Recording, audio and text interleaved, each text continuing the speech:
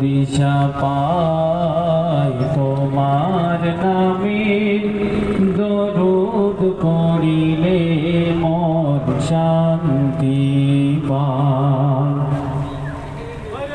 জাহেলিয়ার যুগে আসিলে তুমি দূর করিতে আধার, অন্যায় অনাচার নিল যে বিদায়, নারী পেল অধিকার। জাহেলিয়ার যুগে আসিলে তুমি দূর করিতে আধার, অন্যায় অনাচার নিল যে বিদায়, নারী পেল অধিকার। তোমার স্নেহ ভালোবাসা পেয়ে মানবতা ফিরে পাই তোমার নামে দরুদ পড়িলে মন শান্তি পায়। তোমার নামেতে ত্রিভুবন চমকায়, তোমার জ্যোতিতে হীরা মতি লাজ পায়। তোমার পরশ পেয়ে মরা গাছে ফুল ফুটেছিল, তোমার আঙ্গুল ইশারায় চন্দ্র দ্বিখণ্ড হলো। তোমার মধুর বাণী, তোমার মধুর বাণী শুনে বেদিন কলেমা পড়ে নেয়। তোমার নামে দরুদ পড়িলে মন শান্তি পায়। দয়ার নবী তুমি মায়ার নবী, রূপে গুণে ভরা, প্রাণের নবী তো জাহানের নবী, তুমি সৃষ্টির সেরা। দয়ার নবী তুমি মায়ার নবী, রূপে গুণে ভরা, প্রাণের নবী তো জাহানের নবী, তুমি সৃষ্টির সেরা। তোমার আদর্শে গড়িলে জীবন জান্নাত পাওয়া যায়। তোমার নামে দরুদ পড়িলে মন শান্তি পায়। তোমার আগমনে, তোমার আগমনে তামাম জাহান আলোর দিশা পায়। তোমার নামে দরুদ পড়িলে মন শান্তি পায়। সাল্লাল্লাহু আলাইহি ওয়াসাল্লাম। আসসালামু আলাইকুম ওয়া রাহমাতুল্লাহি ওয়া বারাকাতুহু। মাশাআল্লাহ, আলহামদুলিল্লাহ। নবীর সামনে আমরা না শুনলাম, সেই নবীর আদর্শ নিয়ে আমাদের চলতে হবে। চলতে গেলে আমাদের ওয়াকাফ সম্পত্তি বাঁচাতে হবে। ওয়াকাফ সম্পত্তি যেটা আমরা শুধু শুনেছি, ওয়াকাফ সম্পত্তিটা কি সেই বিষয়ে আমাদের প্রোগ্রাম, আমাদের ওয়াকাফ জানতে হবে কি, এবং সেটা আমাদেরকে রক্ষা করতে হবে। এই রক্ষা দাবিতে আমাদের হিলফুল ফজুল সংগঠনের প্রতিবাদ সভা আজকে আমাদের চলছে। নবীর নাতের পরে আজকে বক্তব্য রাখবেন মাওলানা মুফতি আহমদ সাহেব। এখন কথা রাখবেন। আমি মুফতি আহমদ সাহেবকে আহ্বান জানাচ্ছি।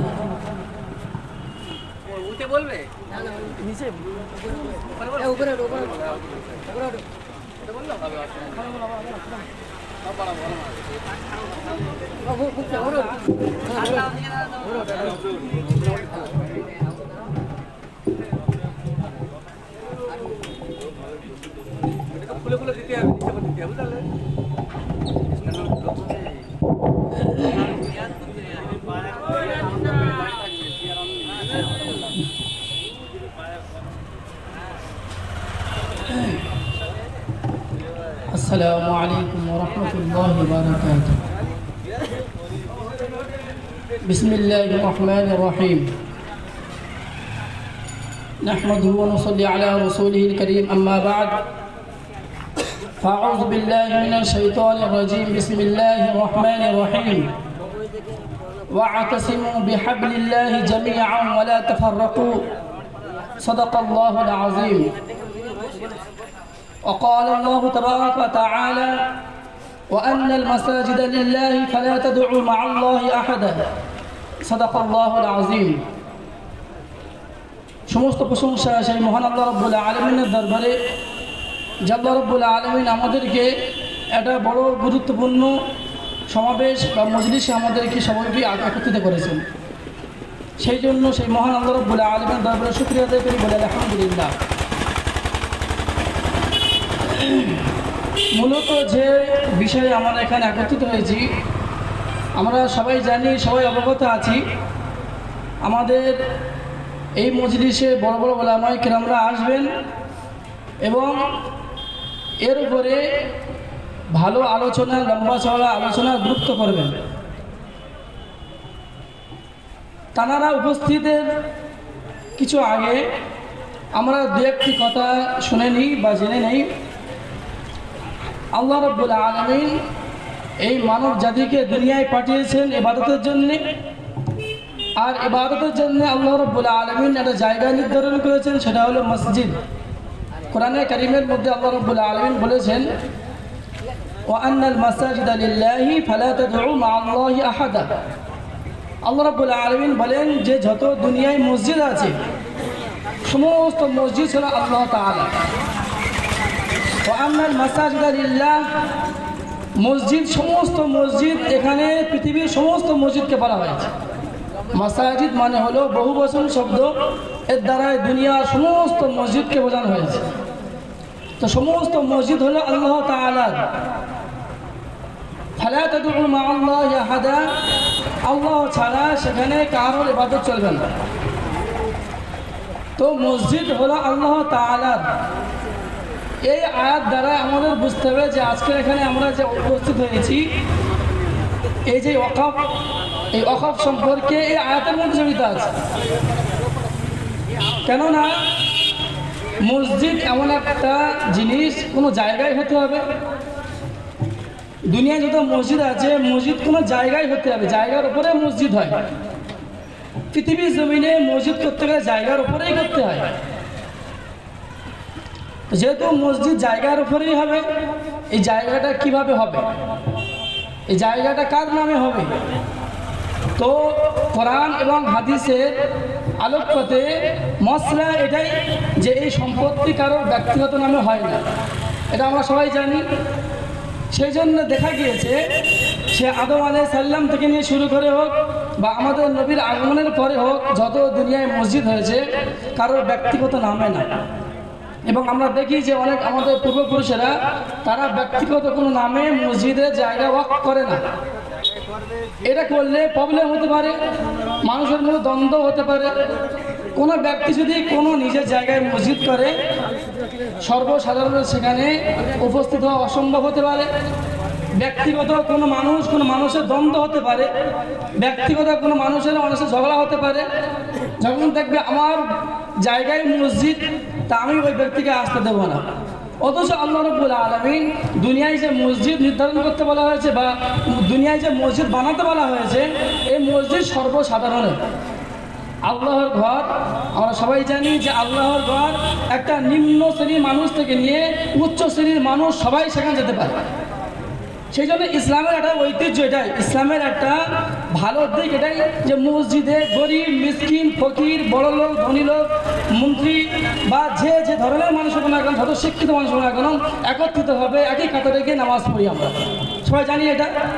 সেই জন্য করে যাতে এই ভালোবাসা, এই ভ্রাতৃত্ব বজায় থাকে, সেই জন্যে এটাই শরীয়তের আইন, এটাই যে ব্যক্তিগত মসজিদ যদি বা হয় তবে সেটা জামাতের মসজিদ হতে পারে, তা নাহলে জামাত বা জুমা মসজিদ করতে গেলে সর্বসাধারণ করতে হয়।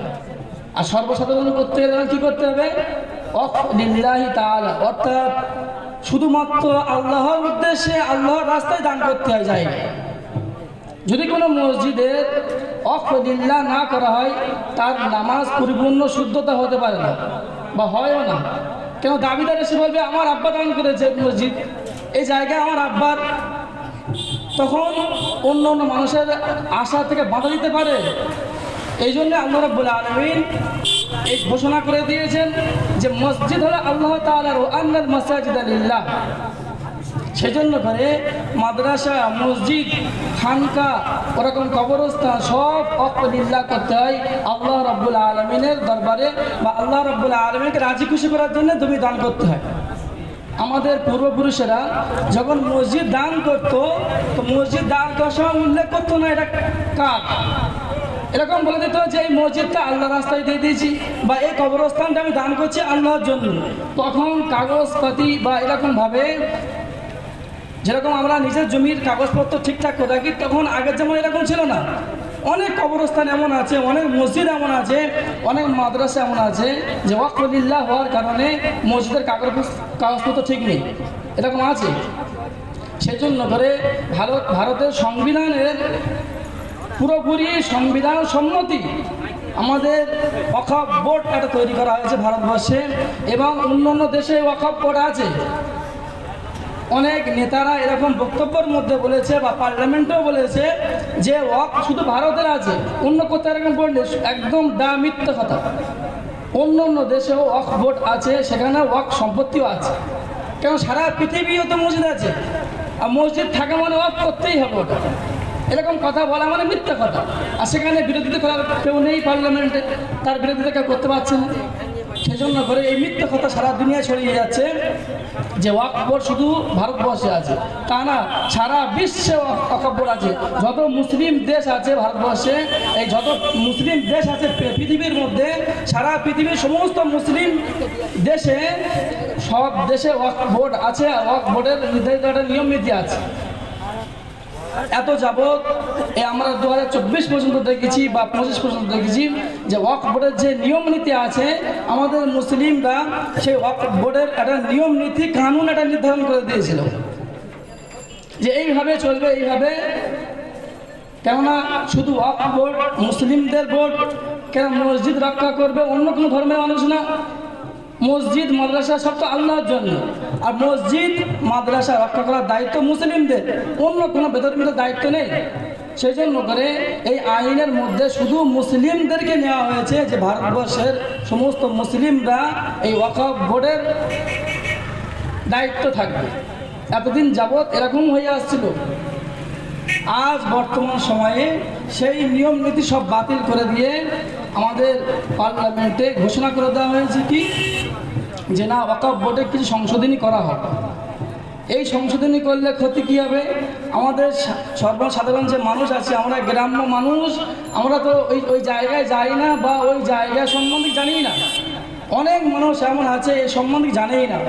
এই ওয়াকফ বোর্ডের সংশোধনীর মধ্যে এমন বিল তাতে পাশ করা হয়েছে, এমন নিয়ম পাশ করানো হয়েছে যে নিয়মটা একদম সম্পূর্ণ সংবিধান বিরোধী। যেমন সেই বিলের মধ্যে একটা উদাহরণস্বরূপ বলা যেতে পারে যে কোনো মসজিদ বা মাদ্রাসা যদি 5 বছর যাবৎ কাজকর্ম বন্ধ থাকে, সেখানে যাওয়া আসা বন্ধ থাকে কোনো কারণবশত বা জায়গার সমস্যার কারণবশত, সেখানে কি করে দেওয়া হবে? সরকার এসে বলবে কি যে এই জায়গা আমাদের কবজায় আছে, আমরা এটাকে পরিচালনা করব। সরকার যেহেতু কি মুসলমান বিরোধী সবাই জানি, তো উনি কি করবে? সরকার কি করবে? সম্পূর্ণভাবে মসজিদ মাদ্রাসা কি করবে? বলবে ব্যান্ড এখন চলবে না। ডাইরেক্ট হতে বলবে না যে নামাজ পড়বে না, কিন্তু বলবে কি এখন মসজিদে যাওয়া চলবে না, বন্ধ এখন। এরকম হতে পারে, এরকম বিল পাস করানো হয়েছে। সেজন্য করে আমরা এর আগে তো আমরা জানি না, এর বিরোধিতা করতে পারিনি, বা মুসলিম সেরকম পার্লামেন্টের কোনো সদস্য নেই যে যারা এর বিরোধিতা সম্পূর্ণভাবে করবে। এত কম ভোট হয়েছে যার কারণে বিল পাস হয়ে গেছে। তো এখন করণীয় কি? অনেকে বলছে যে পাস হয়ে গেছে, আর কি করে যাবে? তো পাস হওয়ার পরেও আমরা বিরোধিতা করলে যেমন সারা ভারতবর্ষ ব্যাপী এরকম বিরোধিতা চলবে, তখন ভারত সরকার বুঝবে না এটা মুসলিমদের কেউ অ্যাকসেপ্ট করছে না, এটা তখন কী করবে? এর মধ্যে আরও সংশোধন করতে পারে, এটাকে প্রত্যাহার করতে পারে, এই আশা নিয়ে আমাদের এই সমাবেশ করা হচ্ছে। শুধু এই জায়গায় নাই, সারা ভারতবর্ষে সমাবেশ হচ্ছে। এখন একজন আসছিলাম বলছিল যে তো আইন হয়ে গেছে, তো আবার কি হচ্ছে? আইন হয়ে যাওয়ার পরে কি আর বিরোধিতা করলে কি সে আইন প্রত্যাহার হবে? কিন্তু প্রত্যাহার হতে পারে, এই আশা নিতে হবে আমাদের। শুধুমাত্র বাড়ি বসে থাকলে হবে না, কেননা পরে কি হবে এ কেউ জানে না। ওরা যে বলছে আমাদের দায়িত্ব, আমরা যা করবো তাই, তো ওদের যখন দায়িত্ব চলে যাবে, কোনো একটা বিরোধী পার্টির নেতা বা বিরোধী পার্টি কেউ নেই যে মুসলমানদের সে দরদি আর মুসলমানদেরকে ভালোবাসে। যা সোশ্যাল মিডিয়ার মাধ্যমে হোক বা আমরা চাক্ষুষ প্রমাণ হিসাবে দেখছি যে সম্পূর্ণ বিরোধী তারা আমাদের জায়গার জন্য বিরোধিতা করবে না, কি আমাদের দরদি দেখাবে? কেউ দরদি দেখাবে না, সব বিরোধিতাই করবে। সেজন্য করে আমাদের এখনো বিরোধী করতেই হবে, কেন এর আগে অনেক আইন পাস হয়েছে, যেমন 3 তালাক আইন পাস হয়েছে। তো অনেক মুসলমান, ভারতবর্ষ সব মুসলমান কী করেছে? এরকম প্রোটেস্ট করেছে, এরকম সমাবেশ করেছে। সমাবেশ করার পরে কি হয়েছে? সে আইন হালকা আছে, এখনো পর্যন্ত কি আমরা মেনেছি? পার্লামেন্ট থেকে 3 তালাকের আইন যে পাস হয়েছে এখনো তো আমরা মানিনি, এখনো মানি না, মানছি না, কিয়ামত পর্যন্ত মানব না। এর কিছু করার আছে? সরকারের কিছু করতে পারবে না। সুতরাং যদি 3 তালাক দিয়ে দেয় কোনো স্বামী স্ত্রীকে, 3 তালাক পড়েই যাবে। সরকারের আইন কি 3 তালাক করবে না? কিন্তু আমাদের যে শরিয়াতের বিধান এটাই যে 3 তালাক একত্রিত হবে, কেউ যদি দেয় সঙ্গে সঙ্গে 3 তালাক পড়েই যাবে। সেজন্য আইন আমরা মানছি না। এই আইন এখন যে পাস হয়েছে আইনও আমরা মানছি না, আর আমরা মানব না। সেজন্য করে আমাদের প্রতিবাদ চলবে, সারা ভারতবর্ষে চলছে, সমস্ত গায়ে গায়ে, গ্রামে গ্রামে, পাড়ায় পাড়ায় গিয়ে কী করতে হবে? আমাদের সমাবেশ করতে হবে, এর বিরোধিতা করতে হবে। সেজন্য আমরা চেষ্টা করব এরকম বিরোধিতা করা, কমসে কম আমাদের ইমানি দায়িত্ব এটা। অনেকে মনে করছে কিচ্ছু হবে না, কিচ্ছু হবে কি না হবে সে আল্লাহর উপর ছেড়ে দিই, কিন্তু আমাদের তো ইমানি দায়িত্বটা করতে হবে। যদি সবাই বাড়ি বসে থাকি, সারা ভারতবাসী যত বিরোধী ধর্ম আছে 70%, তারা মনে করবে কি যে সবাই মেনে নিয়েছে। যখন দেখবে যে মেনে নিয়েছে, তখন এর থেকে আরো কড়া আইন করবে। যখন দেখবে যে মানছে না, তখন এই আইন আস্তে আস্তে ধীরে ধীরে কমতে থাকবে, কমতে কমতে কমতে কমতে একসময় মুছে যাবে। সেজন্য করে আমরা এই প্রতিবাদী সভা জারি থাকবে, আমাদের সারা ভারতবর্ষে চলছে এবং আমাদের সারা জায়গায় চলবে।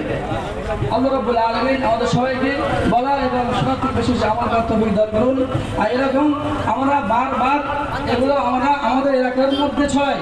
অনেকে জানে না এই বিষয়ে, অনেকে জানে না বা অনেকে অবগত নেই যে ওয়াকফ সম্পত্তিটা কি। ওয়াকফ সম্পত্তি হলো মুসলমানদের সম্পত্তি, আর এটা দেশের একটা জমিনের সম্পত্তি, এটা দেশের জমিন। এই নেই যে আমাদের ভারতবর্ষে তো মসজিদ আছে, মাদ্রাসা আছে, অন্য দেশের জমিন, অন্য দেশের জমিন এটা ভারতবর্ষের জমিন। তো তাহলে ভারতবর্ষে যখন জমিন, তাহলে ভারতবর্ষের যে যারা ক্ষমতায় আছে তারা কিভাবে এটাকে বলছে যে এটাকে আমাদের কি করা দরকার, এর থেকে আলাদা করা দরকার, এই জমিন আলাদা করা দরকার। এরকম কোনো প্রয়োজন নেই। ভারতবর্ষের জমিন, আমরা ভারতবাসী, আর আমাদের লক্ষ্য ভারতবর্ষের জমিনকে হেফাজত করা, আমাদের মসজিদ মাদ্রাসাকে হেফাজত করা গণতান্ত্রিক রাইট হিসেবে। আল্লাহ রাব্বুল আলামিন আমাদের সবাইকে বলা এবং সত্যি বিশ্বাস আমরা করতে পারি।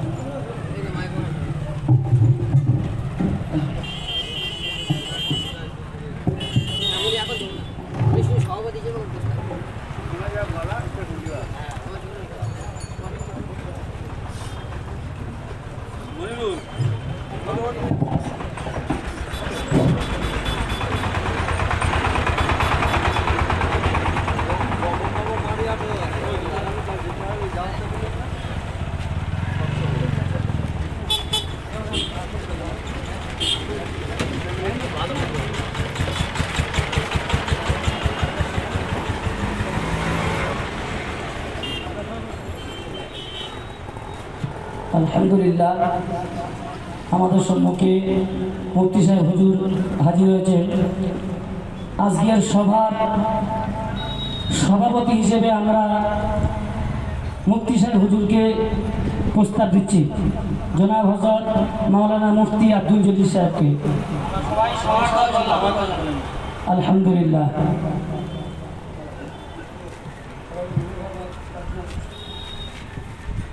এখন আমাদের সম্মুখে কথা রাখবেন হিলফুল ফুজুল সংগঠনের লড়াকু সৈনিক জনাব হযরত মনিরুল ইসলাম ভাই।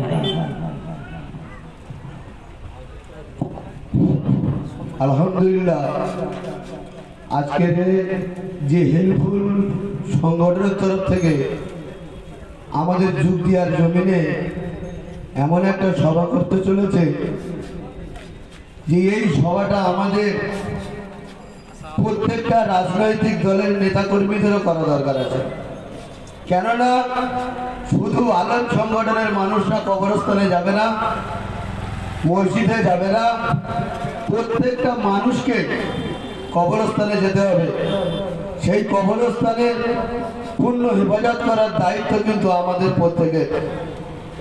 আমি মনিরুল সর্দার 2006 সাল থেকে জমিয়তের সংগঠনের দায়িত্বে কাজ করে আসছি। বিভিন্ন জায়গায় বিভিন্ন রকমের সমস্যা, গোরস্থান, কুরবানি নিয়ে, মাদ্রাসা, মসজিদে আজান নিয়ে আমরা অনেক রাজনৈতিক দলের নেতাকর্মীদের কাছে গিয়েছি। তারা এক বাক্যে বলেছে ওটা আমাদের কাজ নয়, ওটা আলেমদের কাজ। আজকের আমি 2006 সাল থেকে দেখছি পশ্চিমবাংলা সরকার এককালীন দিল্লির পার্লামেন্টের কাছে আবেদন করেছিল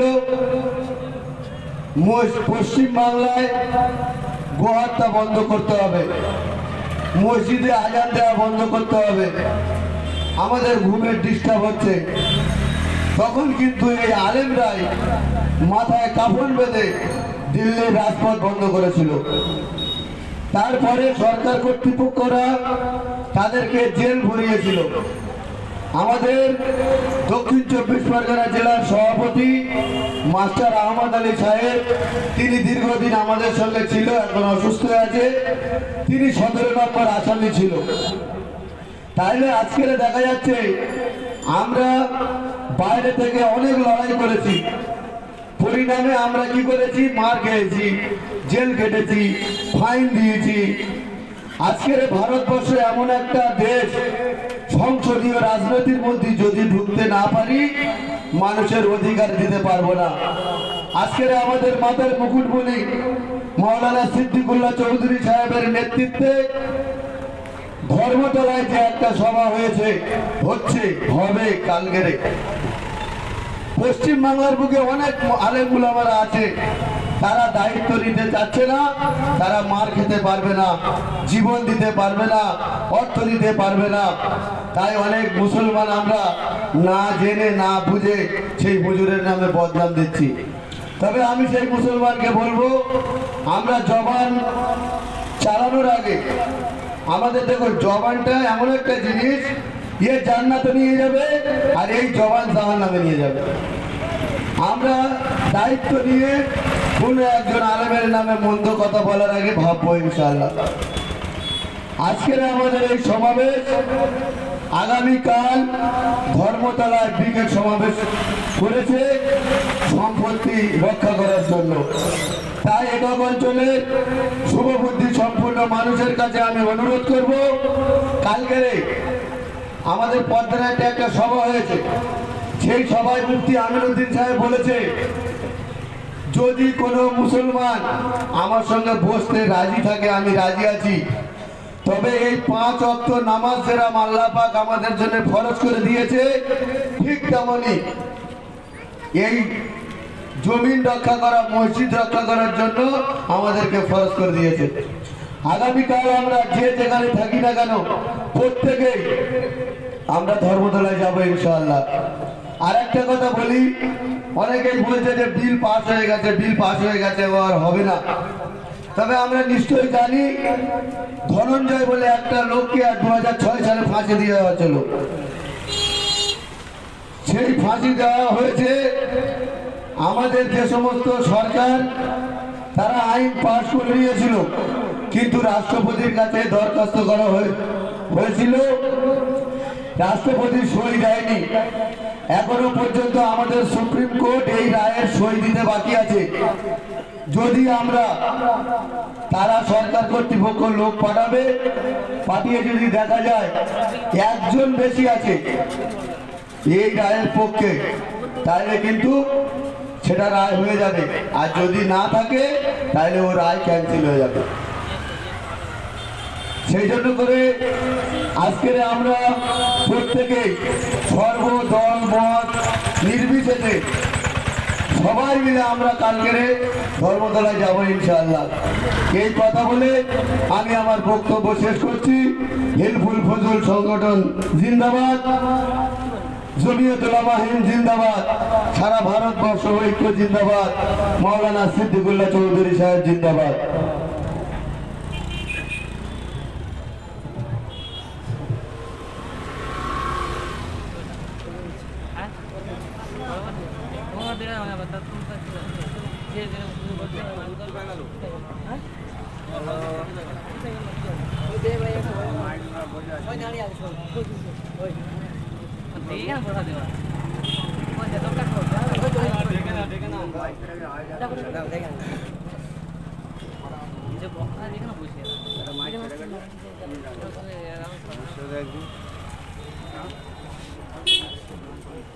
বন্ধ হয়ে গেছে।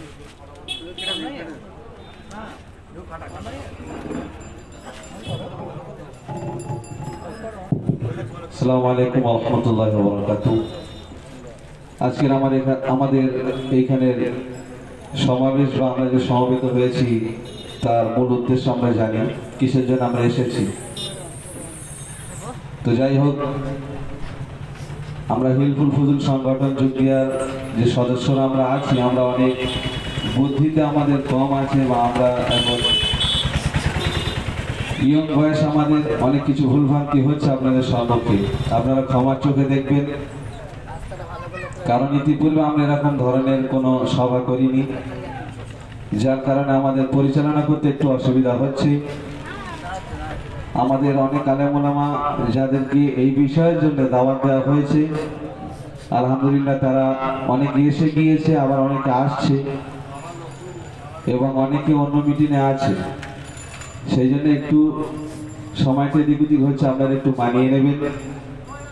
দিনের জন্যে, আল্লাহর ঘর রক্ষার জন্যে, মসজিদ মাদ্রাসা খানকা মার্কাজ হিফাজতের জন্যে আজকের আমরা এখানে সমবেত হয়েছি। ইতিপূর্বে আমরা এই হাসপাতাল মাঠে অনেক পার্টির নেতাদের বক্তব্য শোনার জন্যে, অনেক সদস্যের কথা শোনার জন্য আমরা এখানে সমবেত হয়েছিলাম। অনেক সময় আমরা নষ্ট করেছি। ও সময়টার বিষয়ে আমি কিছু বলতে পারবো না। আজকে যে আমরা এখানে সমবেত হয়েছি, যদি আল্লাহর জন্য হয়, আল্লাহর ঘর রক্ষার জন্য হয়, ইনশাআল্লাহ আমি একিনের সঙ্গে বলতে পারি যে আল্লাহ পাক সুবহানাহু ওয়া তাআলা নিশ্চয়ই আমাদের নেকির খাতাতে নেকি লিখবে। এবং আল্লাহ যদি আমাদের এই সমবেত বা এই সমাবেশ কবুল করে নেয়, হয়তো দেখা যাবে কিয়ামতের ময়দানে আমার আপনার এই দাঁড়িয়ে থেকে কিছু সময় কুরবানি করাটা নাজাতের জরিয়াও হয়ে যেতে পারে ইনশাআল্লাহুল আজিজ। আমাদের মুরব্বী, আমাদের আকাবিররা আসছেন, হযরত বসেই আছেন। তো তার মাঝখানে আমি আপনাদের সম্মুখে একটি পবিত্র নাত রাসূল পরিবেশন করে শোনাচ্ছি, আপনারা মনোযোগ সহকারে শুনবেন।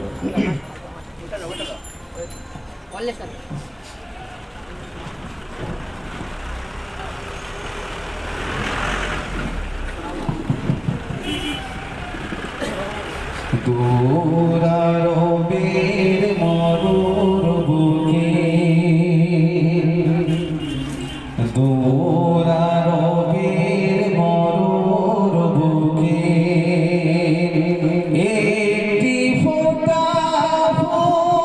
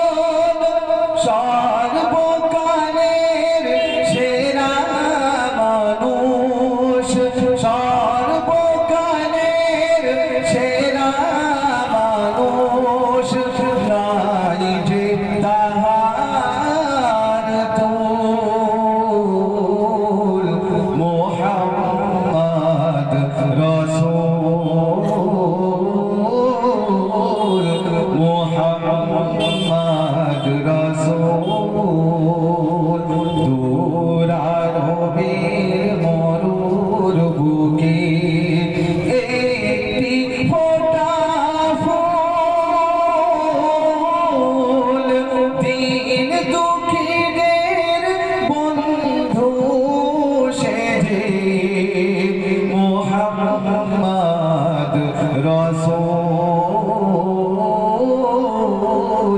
মুহাম্মদ রসূল বর্বরতার পাষাণ বুকে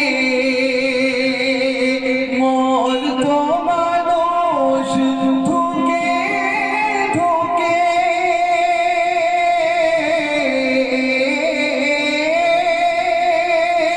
তাদের দিল আলোর দিশা তাদের দিল আলোর দিশা ভাঙলো হাজার ভুল মুহাম্মদ রসূল মুহাম্মদ রসূল দুরারবের মরুর বুকে একটি ফোঁটা ফুল দিন দুঃখীদের বন্ধু সেজে মুহাম্মদ রসূল মুহাম্মদ রসূল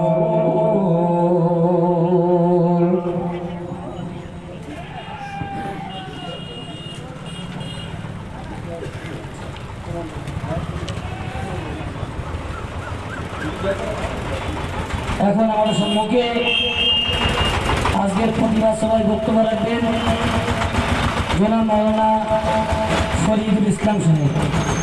তিনি আসবেন ওয়াকফ সম্পত্তি নিয়ে কিছু কথা বলবেন।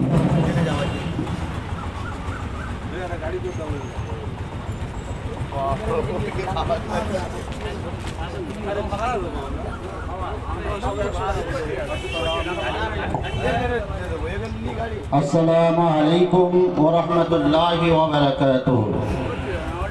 সম্মানীয় দিন দরদি ভাতৃবৃন্দ, ওলামায়ে হযরত, আমার প্রাণপ্রিয় জমিয়ত উলামার হিন্দের পক্ষ থেকে আজকের জুলদিয়া হসপিটাল মোড়ে হিফজুল এর পক্ষ থেকে একটা প্রতিবাদ সভা অনুষ্ঠান করা হয়েছে। এই অনুষ্ঠান কোনো নিজস্ব ব্যক্তিগতর জন্য নয়, এই অনুষ্ঠানটা হচ্ছে আজ সারা ভারতবর্ষের মধ্যে আপনারা শুনেছেন, টিভি এবং অন্যান্য নিউজের মধ্যে আপনারা শুনেছেন, মুসলমানদের ওয়াকফ সম্পত্তি নিয়ে মুসলমানদের মসজিদ এবং মাদ্রাসাগুলো নিয়ে আজ ভারতবর্ষে ভারত সরকার মুসলমানদের উপরে অত্যাচারের যে রোলারকে চালিয়েছে, সেই প্রতিবাদে আজ বেনিপুর হসপিটাল মোড়ের এই প্রতিবাদ সভা। এই সভাগুলো জাতির জন্য নয়, এই সভা হচ্ছে মুসলমান উম্মতে মুসলমানের জন্য। আজ আমি একটা কথা আপনাদের সামনে বলতে চাই, আমরা হচ্ছে উম্মতি মুহাম্মাদি, আমরা খালিদ বিন ওয়ালিদের হচ্ছে আমরা অনুসরণকারী, অনুগমনকারী। আজ আমরা অপরের জিনিস আমরা হস্তক্ষেপ করছি না, আমরা আগামীতে করব না। কিন্তু জেনে রাখবেন, ওয়াকফ সম্পত্তি হচ্ছে কারোর ব্যক্তিগত সম্পদ নয়, এটা ভারতবর্ষের মুসলমানের ওয়াকফ দেওয়া সম্পত্তি। আমরা আমাদের সম্পত্তিকে, ওয়াকফ সম্পত্তিকে বাঁচানোর জন্য আজ আমাদের শরীরের মধ্যে বিন্দু বিন্দু রক্ত থাকতো, আমরা এই জিনিস আমরা আমাদের হাত থেকে আমরা রেহাই করতে আমরা ছেড়ে দেবো না ইনশাআল্লাহ। আপনারা জানেন, আল্লাহ পাক সুবহানাহু ওয়া তাআলা কোরআনের কারীমের মধ্যে একটা আয়াত অবতীর্ণ বলেছেন, ইয়া আইয়ুহাল্লাযীনা আমানু খুলু ফিস-সিলমি কাফা ওয়া লা তাত্তাবিউ খুতুওয়াতিশ শাইতান ইন্নাহু লাকুম আদুউম মুবিন। আল্লাহ সুবহানাহু ওয়া তাআলা তার পবিত্র কালামুল্লাহ শরীফের মধ্যে আয়াত অবতীর্ণ করেছেন, যার অর্থ হচ্ছে এই আল্লাহ সুবহানাহু ওয়া তাআলা কোন খ্রিস্টান, কোন জৈন, কোন ইহুদি, কোন নাসারা আল্লাহ পাক সুবহানাহু ওয়া তাআলা এরকে লক্ষ্য করে বলেননি। আজ আল্লাহ পাক সুবহানাহু ওয়া তাআলা আমাদেরকে একটা মনোনীত দিন দিয়ে দিয়েছেন, একটা ধর্ম দিয়ে দিয়েছেন, যে ধর্মের বার্তা বহন করছে আমাদের নবী জনাবে মুহাম্মদ রাসূলুল্লাহ সাল্লাল্লাহু আলাইহি ওয়াসাল্লামের আদর্শে অধিষ্ঠিত। আমরা হচ্ছে শেষ নবীর উম্মত। আজ এই ওয়াকফ সম্পত্তি ভারতবর্ষের মধ্যে আজ মুসলমানকে নিয়ে ছিনিমিনি করছে। আজ হাইকোর্ট থেকে রায় করা হলো মুসলমানের মসজিদকে বন্ধ করে দেওয়ার জন্য, মাদ্রাসাগুলো বন্ধ করে দেওয়ার জন্য। আজ মসজিদ হচ্ছে কোনো ভারত সরকারের রায়। যারা আজ বিল পাস করে যাচ্ছেন, যারা আজ কালা কানুন নিয়ে যারা আজকে রয়েছে, আজ ফুটে যারা ছুটছেন, এক শ্রেণীর মানুষ তারা আনন্দে আত্মহারা হচ্ছে। কিন্তু জেনে রাখবেন, একটা আপনাদের কাছে উদাহরণ স্বরূপ দিয়ে দেওয়া হচ্ছে ভাই, যেটা আপনারা কিছু খারাপ মনে করবেন না। আমরা অপরের জিনিস নিয়ে আমরা অপরের জিনিসের উপরে হাত বাড়াই না, অপরের জিনিসের উপরে আমরা আমাদের কোনো লোভ লালসা নেই। আর কিন্তু আমাদের বাপ ঠাকুরদা এই ভারতবর্ষের জমিনে তারা শুয়ে আছেন। এই ভারতবর্ষের আজকের আজ আমরা যে দাঁড়িয়ে আজ এই যে আমরা হসপিটাল বলে আজকের কথা বলার মতন প্রয়াস, এটা আমাদের এতদিন ছিল না, কিন্তু আজ আমাদের চক্ষু করে দেখিয়ে দিয়েছে। তাই প্রত্যেকটা ভাই বোনেদের কাছে, প্রত্যেকটা মা বোনের কাছে আপনারা টিভি এবং মোবাইলে নিউজ পেপারের মধ্যে আপনারা দেখেছেন, আর সারা ভারতবর্ষের মধ্যে নয়, দিল্লির মধ্যে, দিল্লির রাজপথে আপনার সমস্ত কুতুব মিনারে, কলকাতার বুকে আজকের এই ওয়াকফ সম্পত্তি নিয়ে তারা জীবন দেওয়ার জন্য প্রস্তুত, কিন্তু তারা তাদের ওয়াকফ সম্পত্তি দিতে ইচ্ছুক নয়। সেই জন্য করে আজকে আমি একটা কথা বলতে চাই, যে কথা আমি বলতে যাচ্ছিলাম, আল্লাহ পাক সুবহানাহু ওয়া তাআলা বললেন, ইয়া আইয়ুহাল্লাযীনা আমানু, ওই ইমানদার ব্যক্তিগণ তোমরা শুনে রেখে দাও, সবসময় তোমাদের গর্তের মধ্যে লুকিয়ে থাকা চলবে না। আজ এসেছে, সময় এসেছে, আবু জেহেলের দল এসে গেছে, ফিরাউনের দল এসে গেছে মুসলমানকে নিপাত করার জন্য, মুসলমানকে ওয়াকফ সম্পত্তিগুলো তারা হস্তক্ষেপ করার জন্য। কিন্তু জেনে রাখবেন, যারা এই চিন্তা ভাবনা নিয়েছেন, যারা এইরকম চিন্তা ভাবনা করছেন, তাদের সমস্ত ওয়াকফ সম্পত্তির কথা হাত দেওয়া তো দূরের কথা, আজ আমাদের জীবনের শরীরের মধ্যে এক বিন্দু রক্ত থাকা সত্ত্বেও আজ আমরা প্রতিজ্ঞাবদ্ধ হচ্ছে ইনশাআল্লাহ, যার জন্য আজকের আমাদের মাথার মুকুট হযরত মাওলানা সিদ্দিকুল্লাহ সাহেব আগামী কাল বিশাল থেকে বিশাল, বৃহত্তর থেকে বৃহত্তর একটা আমাদের কলকাতার মধ্যে সমাবেশ করেছেন। কেন? আজ মুসলমান আজ জেনে নেই মুসলমানের অবস্থান। আজ আমি আপনি মরে যাব, আমাদের বাপ দাদা মরে গিয়েছে এই ভারতবর্ষের স্বাধীন করতে গিয়ে, তাদের শরীরের রক্ত তারা দিয়ে এই ভারতবর্ষকে স্বাধীন করেছে। তারা জানে জন্মেছি যখন, মৃত্যু হবে তখন, অতএব মৃত্যুর পরে আমাদের একটা স্থান হবে, যেটার নাম কবরস্থান। আমরা অপরের জায়গা কবরস্থান আমাদের শরীরটাকে সাহায্য করবো না। আমরা আমাদের শরীরটা আমাদের সেই রক্ত দেওয়ার জমিনে সেই ভারতবর্ষের মধ্যে আজ আমাদের শরীরটাকে আমরা আমাদের নিজেদের জায়গার মধ্যে আমরা আবদ্ধ করব। আর সেই সমস্ত সরকারের কাছে প্রশ্ন, আর বলুন আমরা আপনার কোন ক্ষতি করেছি, মুসলমান আপনার কোন ধ্বংস করেছে? কিন্তু আপনারা প্রত্যেকটা পদে পদে দেখতে পাবেন, আজকের এই ভারতবর্ষের মধ্যে যদি জাতীয় সম্পদগুলো যদি বিক্রি করতে হয়, যার কোনো জ্ঞান নেই, যার কোনো আইডিয়া নেই, আজকের এই মুসলমান লাস্ট ইয়ার দেখে দিল এই ভারতবর্ষের মধ্যে একটা দাঙ্গা বাঁধানোর জন্য আজ এমন একটা চক্রান্ত করলো, এমন একটা চক্রান্ত করছে মুসলমানের সমস্ত সম্পত্তিগুলো শেষ করার জন্য আসতে লেগে গিয়েছে।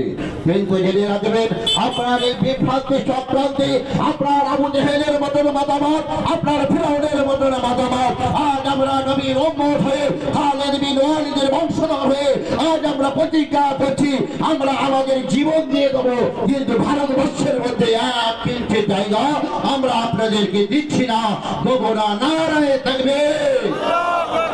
সেই জন্য করে ভাই আজকের আমি এই জন্য দুটো কথা বলতে চাই। আজকের বড় কষ্টের বিষয় হচ্ছে এই ভারতবর্ষের মধ্যে ঐক্য সম্প্রদায়, ঐক্য যে আমাদের মধ্যে ছিল, আমাদের মধ্যে ভ্রাতৃত্ব ছিল, আমাদের মধ্যে সৌন্দর্য যেটা ছিল, আজকের বড় পরিতাপের বিষয় এই সে সরকার এসছে, এই কুখ্যাত সরকার বিপাদ চলে যাক। আজ আমরা এর জন্য আল্লাহর কাছে দোয়া করি, আল্লাহ পাক সুবহানাহু ওয়া তাআলা যেন আমাদের এই দোয়া, আমাদের এই যেন সমস্ত এগুলো আমাদের মতন ধ্বংস করে দিয়ে। এই জন্য করে ভাই আজকের কথা হচ্ছে এইটা, আজকের আজ মুসলমানের আর ঘুমিয়ে থাকার সময় নেই। আজ আমরা আর ঘুমিয়ে থাকবো না। অনেক ঘুমিয়েছি, অনেক শান্তি করেছি, অনেক পিছনে হতে গেছি। এটা কোনো রাজনৈতিক সভা নয়, এটা কোনো রঙের সভা নয়, যা আমাদের যেতে হবে না। আজকের সারা ভারত বিশ্বের দিকে তাকিয়ে দেখুন, আজকের প্রত্যেকটা মসজিদ, প্রত্যেকটা মাদ্রাসা আপনারা ফেসবুকের মধ্যে দেখতে পাবেন, মোবাইলের মধ্যে দেখতে পাবেন। কিছু কিছু মাদ্রাসা করা হয়েছে, কিন্তু জেনে রাখবেন আজকের এই ভারতবর্ষের মধ্যে মুসলমানেরা তাদের শরীরে তাজা রক্ত দিয়ে তারা এই ভারতবর্ষে, তারা এই বাংলাকে তারা শাসিত করে গিয়েছে, তারা শাসন করে গিয়েছে। কিন্তু তারা কোনোদিন অপর ধর্মের উপরে, অপরের মন্দিরের উপরে, অপরের মসজিদের উপরে তারা কোনোদিন করে যায়নি, তারা নির্যাতন করে যায়নি। আজকে তারা যেটা করে গিয়েছেন উম্মতে মুহাম্মাদের মতো খালিদ বিন ওয়ালিদের হচ্ছে আজ আমরা বংশধর, সেই মোতাবেক অন্যায় ভাবে তারা হচ্ছে কোনো কাজ করে যায়নি। আমরা করবো না ইনশাআল্লাহ। আজকে যদি বা সেই রকম হতো ভারতবর্ষের মধ্যে যত বড় বড় ইয়ে রয়েছে তাদেরকে ওয়াকফ সমস্তকে সব ধ্বংস করে দিয়ে যেত, কিন্তু তারা সেটা করেনি।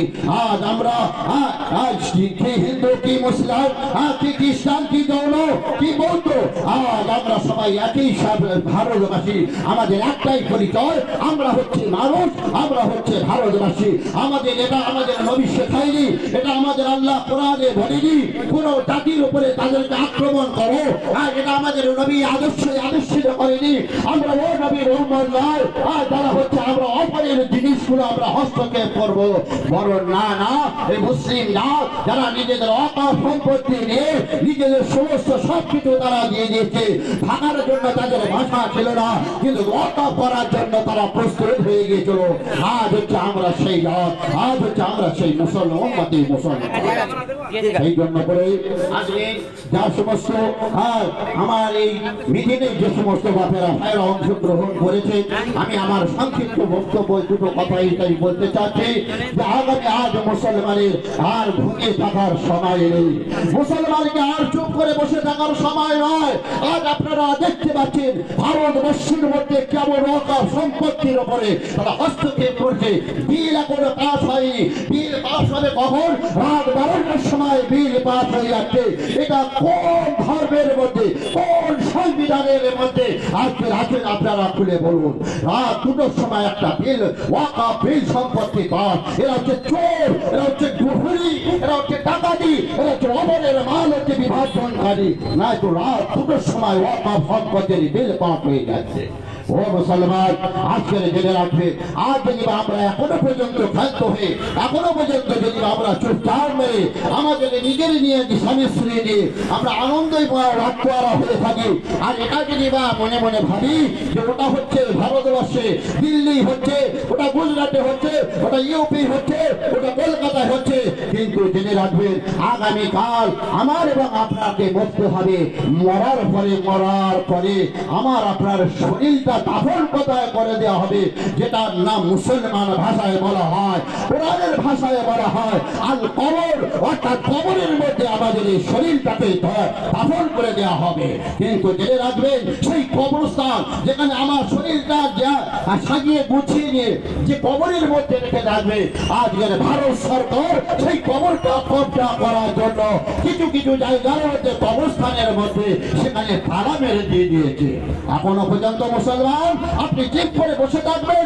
আপনি খালিদ বিন ওয়ালিদের সন্তান, বংশধর, আপনি এখনো পর্যন্ত সেই আপনার অবস্থান, আপনার শরীরটা যেখানে রাখা হবে, আপনি এখনো পর্যন্ত চুপচাপ মেরে ঘরের মধ্যে থাকবেন, কিন্তু জেনে রাখবেন আগামীকাল আপনার শরীরটা কোথায় রাখা হবে।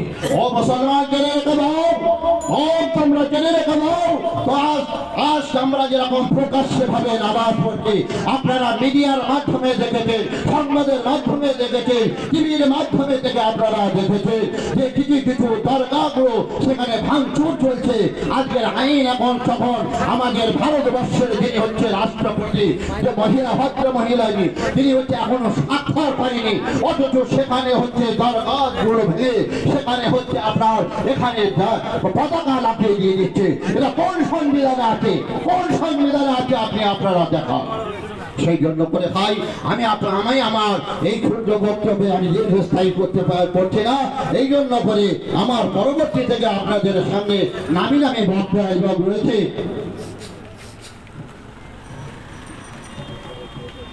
সেই জন্য করে বলি ভাই যে আজকের মুসলমানের এখন জাগ্রত হবার সময়, আমরা সবাই জাগবো ইনশাআল্লাহ। ও ভাই বলুন ইনশাআল্লাহ জাগবো।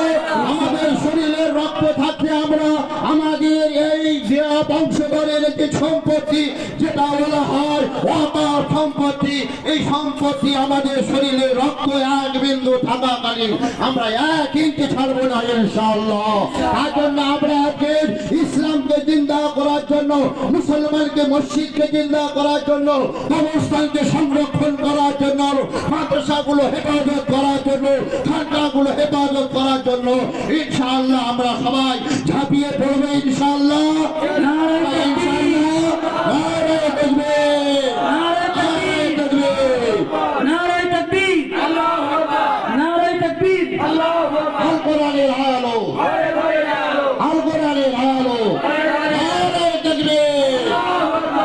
এই জন্য করে ভাই আমি আপনাদের কাছে আরো দুটো কথা বলতে চাই যে আজকে এই যে কোরআন নিয়ে এই যে আপনারা শুনেছেন, হ্যাঁ, কিছুদিন আগে আজকের মুসলমানরা মসজিদে আজান দেবে, মুসলমানরা মসজিদে আজান দেবে, তার জন্য একটা কম তারা হচ্ছে লেগে গেছে, তাদের ঘুমের দৃষ্টান্ত হয়ে যাচ্ছে, তাদের ঘুম নষ্ট হয়ে গেছে। তার জন্য লড়াই কারা করেছিল? আপনাদের মতো সাধারণ মানুষ এগিয়ে আসেনি, এসেছিল কারা? এই যারা ভারতবর্ষে স্বাধীন করতে গিয়ে ইংরেজকে জুতো মেরে এই ভারত থেকে তাড়াতে গিয়েছিল, হ্যাঁ, যারা ওই ভারতকে স্বাধীন করার জন্য তারাই সর্বাগ্রে প্রথম সারিতে ছিল। কারা? এই খালিদ বিন ওয়ালিদের সন্তান, খালিদ বিন ওয়ালিদের হচ্ছে বংশধর, এরা হচ্ছে আলেম ওলামা। আজ গতকাল ছিল, হ্যাঁ, অতীতে ছিল, বর্তমানে আছে, আগামীতে থাকবে ইনশাআল্লাহ। হ্যাঁ, নিজে কেন আজকের এটা আলেম সম্প্রদায়ের কাজ নয়। আজ শুধু আলেমরা প্রতিবাদ করবে না, আজ আলেমরা প্রতিবাদ করলে কালা কানুনে তো কালা হাতকে ভেঙে দেওয়া যাবে না। আর আইন পাস হয়ে গেছে, কালা কানুন রাত দুটোর সময় হয়ে যাচ্ছে। কিন্তু আজকের ভারতবর্ষের সংবিধানে আপনারা বলুন, হয়তো আমরা ছোট্ট মানুষ, অত্র মানুষ, আমরা জানি না আজকের কিন্তু কোন কারণে রাত দুটোর সময় একটা ওয়াকাফ বিল আইন পাস হয়ে যাচ্ছে। সেই জন্য করে আপনারা মুসলমান, আজ আর আমাদের আপনাদের আর ঘুমিয়ে থাকার সময় নয়, আমাদের জাগ্রত হতে হবে, আমাদের প্রতিবাদ করতে হবে গলি গলি থেকে, বাড়িতে বাড়ি থেকে ইনশাআল্লাহ। আর তার থেকে সব থেকে বড় জিনিস হচ্ছে এই ওয়াতাসিমু বিহাবলিল্লাহি জামিআ। আল্লাহ পাক সুবহানাহু ওয়া তাআলা আমাদের যে রশিটা দিয়ে দিয়েছে, যে দড়িটা দিয়ে দিয়েছে, সেটা হচ্ছে আল্লাহর হুকুম, আল্লাহর হুকুম, আল্লাহর হুকুম। আল্লাহর হুকুমকে যারা তারা মজবুতের সঙ্গে ধরবে ইনশাআল্লাহুল আলিম। বদরের যুদ্ধের মধ্যে আপনারা 10 লক্ষ সৈন্যের বিনিময়ে 313 জন তারা বদরের যুদ্ধে অংশগ্রহণ করেছিল। আল্লাহ পাক সুবহানাহু ওয়া তাআলা নবীর আদর্শ তাদের মধ্যে ছিল, আমাদের নবীর আদর্শ তার মধ্যে ছিল। তাই আল্লাহ পাক সুবহানাহু ওয়া তাআলা ওই 313 জন মানুষকে 10 লক্ষ বেঈমান ইহুদিদের সামনে হাওয়ার মতো উড়ে দিয়ে দিয়েছে, দ্বীন ইসলামকে জিন্দা করে রেখে দিয়েছে, মুসলমানরা জয়ী হয়ে গেছে। আর আজ আমরা এখানে দাঁড়িয়ে দাঁড়িয়ে এই আল্লাহ রাব্বুল আলামিনের ফরমানের নিচে সেই আল্লাহর কাছে আমরা কাকুতি মিনতি করে আল্লাহর শীতকে আমরা মজবুতের সঙ্গে জানাবো। আইন যদি পাস হয়ে যায়, আল্লাহ হচ্ছে বুলুগের মালিক। যেমন 313 জন সাহাবাকে যেমন বদরের যুদ্ধ থেকে আল্লাহ পাক এই দ্বীন ইসলামকে অন্ধকারের মধ্যে থেকে দ্বীন ইসলাম আলোকে দ্বারা সারা পৃথিবীর মধ্যে আজ পর্যন্ত আমাদের কাছে প্রজ্বলিত করে রেখে দিয়েছে। ইনশাআল্লাহ আজ আমরা ভারতবর্ষের মুসলমান, আজ আমরা যুগদিয়ার মুসলমান, বেরিপুরের মুসলমান, গোপনের মুসলমান, বক্রনাথের মুসলমান, পশ্চিমবঙ্গের মুসলমান। আজ যদি একতা বদ্ধ হওয়ার পরে আমরা যদি আমরা এইটা ফিরিয়ে চাই, আমরা ওয়াকফ সম্পত্তি ফিরিয়ে চাই, ওয়াকফের বিরুদ্ধে আমরা যদি ভোট চাই, ওয়াকফের বিরুদ্ধে যদি আমরা যদি স্লোগান তুলি, তো ইনশাআল্লাহ ইনশাআল্লাহ সুম্মা ইনশাআল্লাহ আল্লাহ পাক আবার আমাদের হাতে ওয়াকফ সম্পত্তির চাবিটাই মুসলমানের হাতে আল্লাহ পাক দিয়ে দেবেন ইনশাআল্লাহ। সেই জন্য করে ভাই, আপনারা হয়তো একটু অধৈর্য হচ্ছে, এটা অধৈর্য সময় আর নেই, আজ আর অবৈধ সময় নেই। আমাদের দেয়ালে পিঠ থেকে গিয়েছে।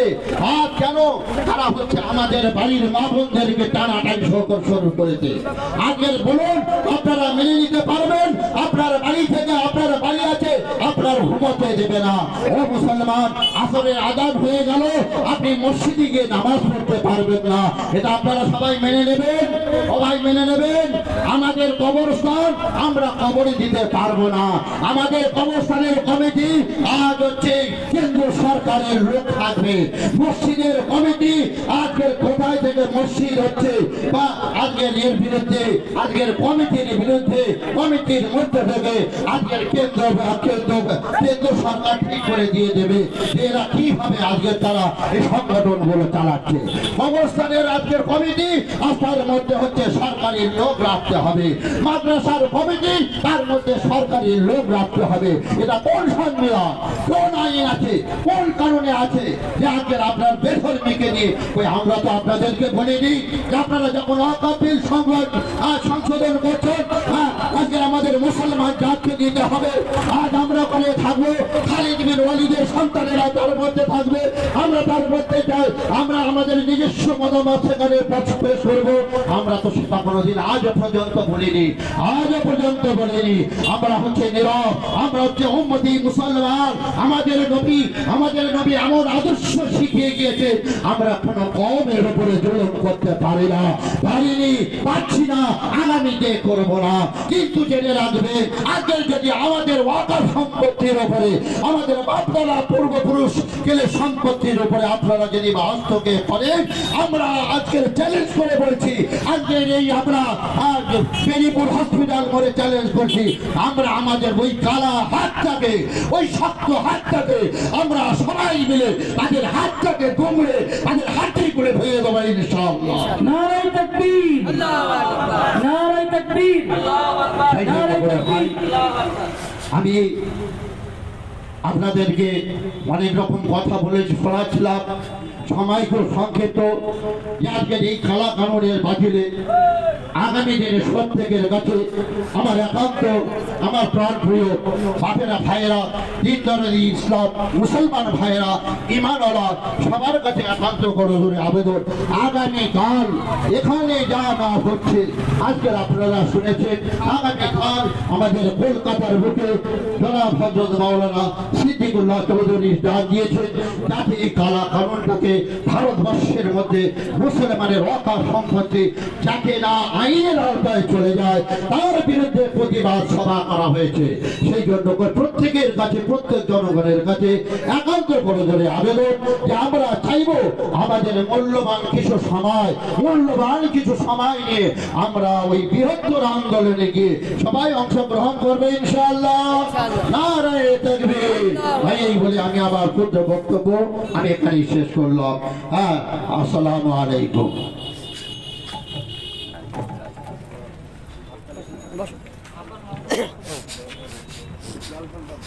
এখন আমাদের সম্মুখে ওয়াকফ সম্পত্তি নিয়ে আমাদের হিলফুল ফজিল সংগঠনের কোষাধ্যক্ষ জনাব হাফেজ মাওলানা মাহমুদুল হাসান সাহেব কিছু কথা বলবেন।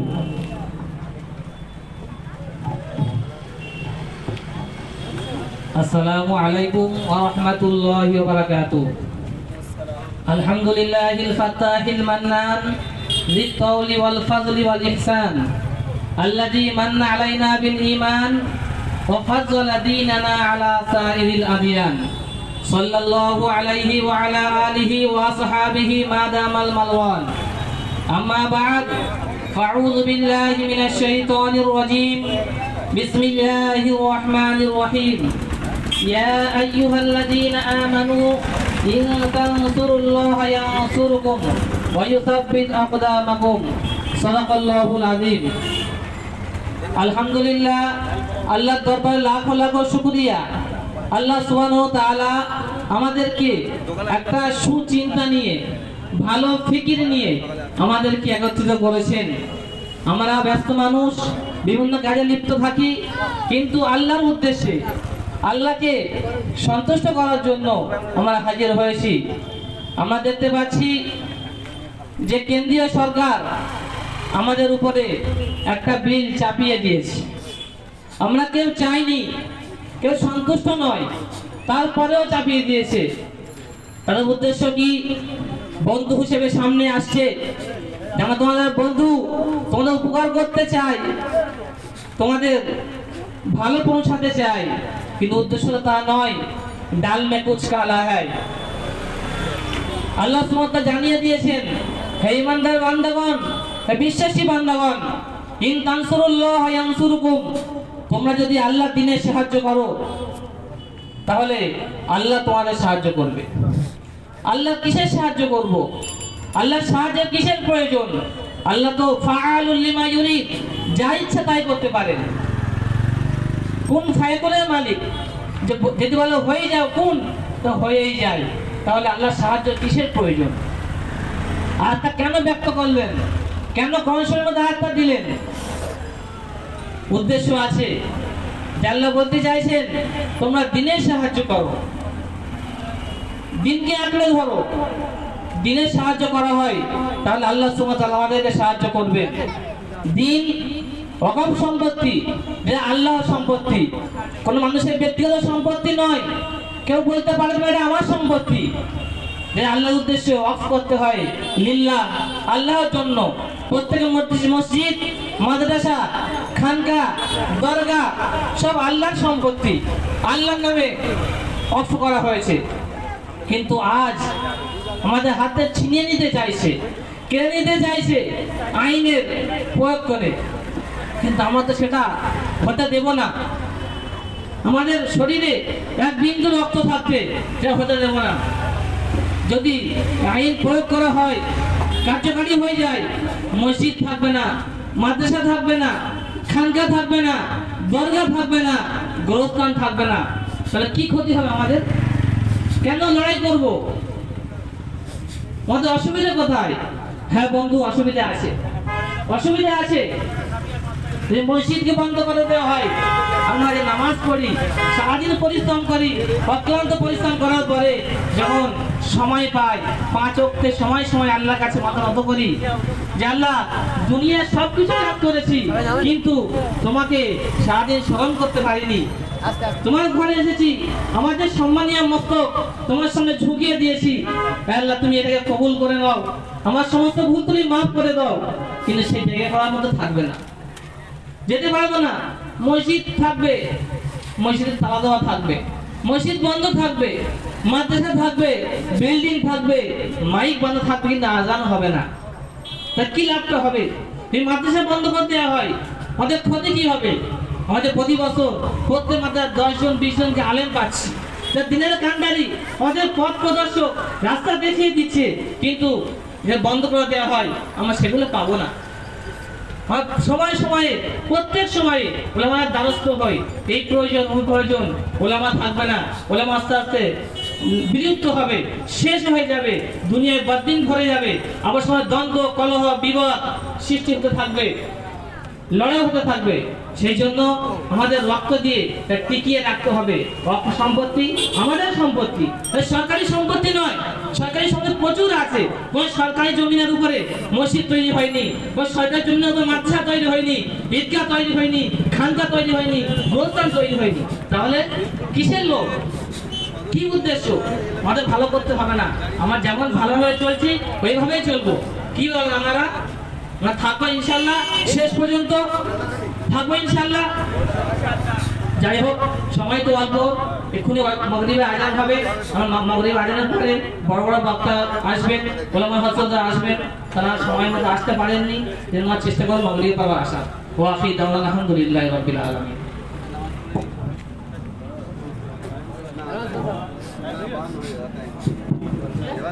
আলহামদুলিল্লাহ, এবার আমাদের মাগরিবের নামাজ, তারপরে আবার প্রোগ্রাম চলবে। এজন্য আমরা যারা এসেছি আবারও সময় ফারেক করে চলে আসবো।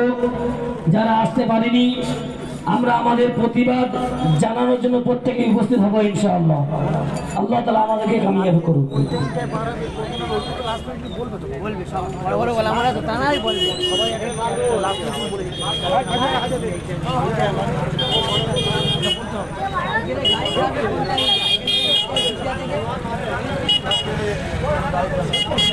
প্রত্যেকেই মসজিদ, মাদ্রাসা, ঈদগাহ, খানকা বাঁচানোর জন্য প্রতিবাদ সভা করছি। এটাও দায়িত্ব আমাদের, আল্লাহর হুকুম নামাজ আদায় করা। এজন্য এখানে যারা আছি প্রত্যেকেই মাদ্রাসায় গিয়ে মাগরিবের নামাজ আদায় করি। নামাজ আদায় করে আবার আমরা এই প্রতিবাদ সভায় এসে জমায়েত হব। যদি আমরা আমাদের রাস্তা নষ্ট করি তো ক্ষতি আমাদের হবে। বাঘ যখন বন ছাড়বে পাড়ায় ঢুকে তো মার খাবে। আজকে আমরা মুসলমান, মসজিদ ছেড়েছি, মাদ্রাসা ছেড়েছি, তো আজকে আমাদের সর্ব জায়গায় লাঞ্ছনা বাঞ্ছনা। এই জন্য যারা আমরা আছি প্রত্যেকেই মাদ্রাসায় গিয়ে মাগরিবের নামাজ আদায় করব, আবার এখানে চলে আসবো ইনশাআল্লাহ।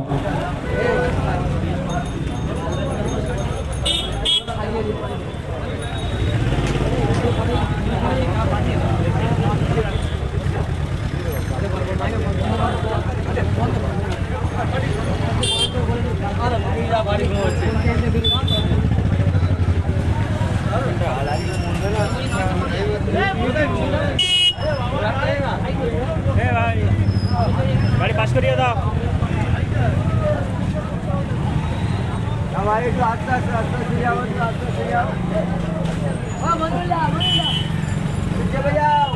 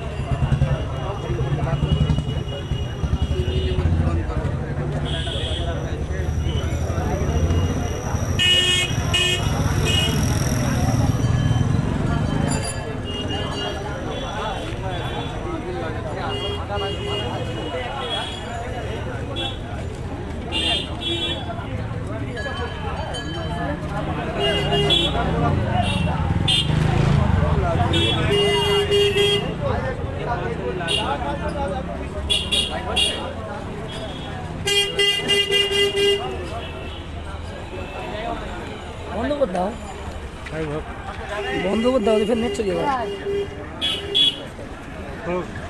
বলে গেছি এখন